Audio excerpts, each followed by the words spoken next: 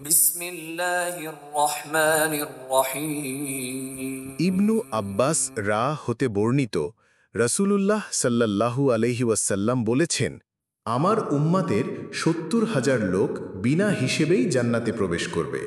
তারা হবে এমন লোক যারা ঝাড়ফুঁকের আশ্রয় নেয় না, শুভ অশুভ মানে না এবং তাদের প্রতিপালকের উপরই ভরসা রাখে।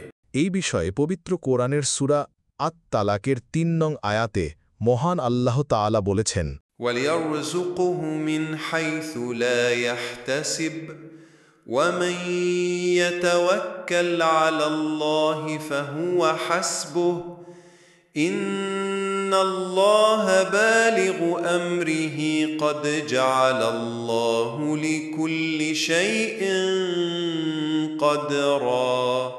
আর তিনি অর্থাৎ আল্লাহ তাকে এমন জায়গা থেকে রিজিক দিবেন যা সে কল্পনাও করে না। আর যে আল্লাহর ওপর ভরসা করে, আল্লাহ তার জন্য যথেষ্ট। নিশ্চয়ই আল্লাহ তার নির্দেশ বাস্তবায়ন করবেন।